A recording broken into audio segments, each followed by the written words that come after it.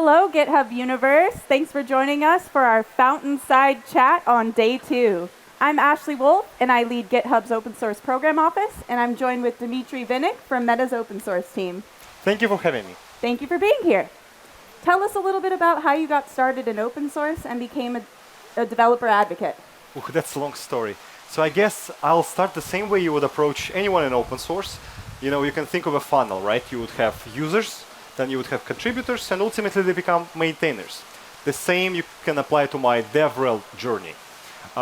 First, I was just curious about tech, and I went to a conference, open source conference, called ApacheCon, one of the big events from the Linux Foundation. And I was just so excited by the energy that I experienced in the hallways, at lectures that I attended, and I wanted to do more of those events. But attending, it gets expensive really quickly, so I decided to speak at conferences, because that was the easy way to get started. Yeah. And so I applied for a couple. First year I did like three events. The following year, 15. The year after, 50. So it went out of hand really quickly. And I decided to make it my full-time job. And at one point I went to DevRelCon, a big conference here in San Francisco focused on DevRel, developer advocacy. And I met my now ex-manager, Kathy Kem, who convinced me to apply and be developer advocate at Meta Open Source, and ultimately also convinced me to move from Canada to the US, where I actually met my wife. She definitely makes it even more meaningful for me. So that's really how I got to DevRel and open source. And it's again, my start was as an attendee. I'm sure many of you are, and maybe one day speakers, and maybe you decide to be, DevRel too. Very nice. So everyone continue to submit to as many call for papers as you can. Meta's open source program has a lot of track record of success around creating projects and maintaining them, like GraphQL, PyTorch, and React. What do you attribute to the success of those projects, and where are you all now on your open source journey? That's a great question, because it's kind of a cliche to say at this point, but Meta is all about scale, right? Even when it applied to Meta open source program, every year we publish Meta open source year in review blog post, and the last time we did some calculations, we figured there were over 800 active open source projects. Wow. And so with that in mind, obviously it comes with how do you manage it at scale? How do you approach that? So you mentioned 800 projects. How are you managing that number of projects, that scale? What we apply is a tiering system. So of course, we first start talking to individual teams. We make sure they have plans and goals in mind. We try to basically, support them in those goals, and that their individual journeys. And so we have a tiering system. Our team, of course, we have so many people working at open source, but our DevRel team is just about 15 people. It's fairly small, right? So what we do is we have 80% of projects maintained and supported by us through self-service, where we make sure there is documentation in place. We have an amazing tooling team at open source that makes sure that there is a great automation, so teams can support themselves. Then we have about 15% of the projects, receiving advisory support level from our team, and also about 5% will get full-time support. So we'll have developer advocates assigned to their team or their area, whether it's web, mobile, AI, ML, and so on and so forth. And can we apply that framework even if we don't have as many open source projects in our portfolios? Of course. I think, as I said before, it all starts with making sure you're aligned with goals of individual teams. Yeah. And whatever the goal is, that's extremely important to make sure you write it down and you're actually working together. Because as a developer advocate, I'm not doing the work for the team. I'm making sure I support them, I give them some guidelines, I empower them, but they do the work. So that really can be applied to a project of 800 projects, right? Or a small organization with maybe 1 or 2. And we're talking a lot about how to measure success and health of open source projects. We have a dashboard preview that's going on now. You talked about active projects and how you're measuring that for your year-end review. What does active projects look like at Meta? We actively and extensively using GitHub platform for our code. And of course, when it comes to GitHub, you can think of archived status, right? Basic read-only projects. Those obviously are non-active. But also you can think of it more conceptually, right? Is there maintenance going on for the project, or is it maybe a read-only project? Because many of the research open source code would be just to share with the community the code that comes along with like white paper or some research paper. So really make sure that that distinction is there. Excellent. Let's talk a little bit about scale again. If we look at a successful project like React with millions of community members, from your perspective, what helped lead to the success and growth of the community? I'm glad you actually already said it. You said community. Because really that's the key for anything to do with open source.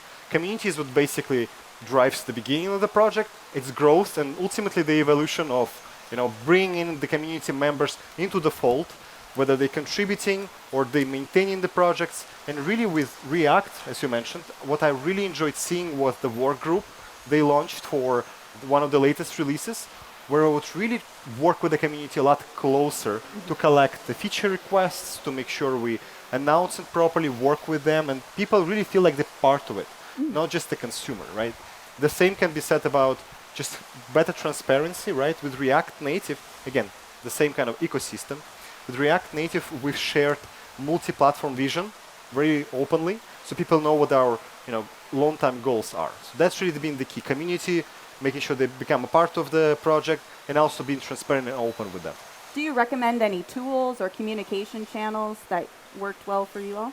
As I said, we don't really mandate anything. We are really open about open source, but we'll give people guidelines. It can be something like GitHub discussions that some teams started adopting, or it can be some other messaging platforms they might be using. Whatever their team prefers, maybe it's something like more old-fashioned, you can say like email lists, right? It still works in some spaces, some communities. So we'll work with them, making sure that standard is there, it's secure, the code of conduct is in place, because really our mission at Meta Open Source is empowering diverse communities through open source technology, and that's that main word of diverse communities and making sure it's safe for everyone. That's why when it comes to any channel, any communication, making sure there is a way to make people feel comfortable. So our team will support them in that journey, but we don't mandate any particular product. Fantastic. We've talked a lot about the positives of how you can grow a community and success stories there. What have you seen go wrong in a project? What can you help us learn from maybe some failures? I guess it always comes down to planning. It's always exciting to begin your journey, but it's kind of not to say grim, but people don't want to think about how it's going to end or how it's going to evolve, right? It's like going on a hike. You might drive to a national park and go for a hike. You start your journey, you walk like, 10 miles, and then you actually never thought of how you're going to go back. Did you bring enough food? Did you have enough energy? Why did you even go there? You take pictures. So really, the planning for your journey, for whatever your project is, making sure the goal that the team has in mind is not just open sourcing for the sake of open sourcing. It can be something like they try to grow adoption. It can be bringing contributions. Let's say you write your project for iOS, right?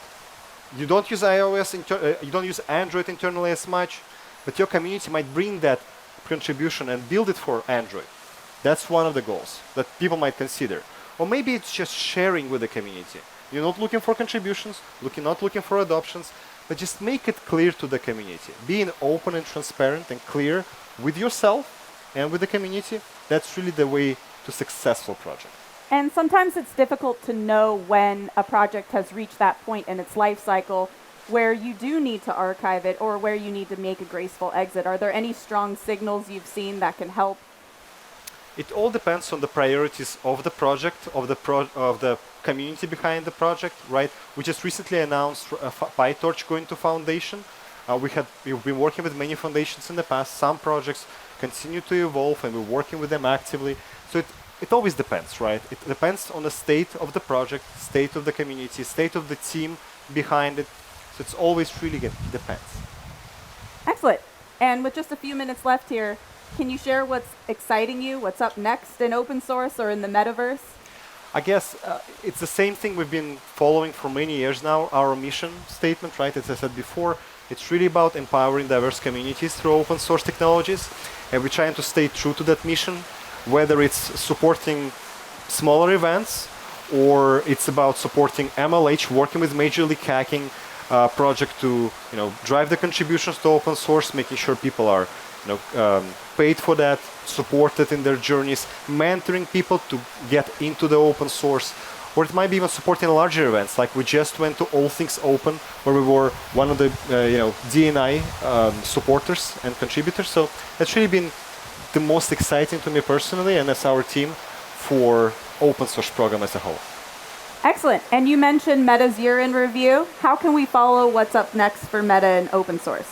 I guess the best place for everyone to go to is Meta open source website, where you can find all the channels to follow, whether it's YouTube, Facebook page, or Twitter account that we have, and you can see our most current updates, content, events we're going to. But yeah, that's really the place, Meta open source website. You'll find all of that. You can also reach out to our team members through the website, through those social channels I mentioned, and I'm excited to see you becoming part of our community.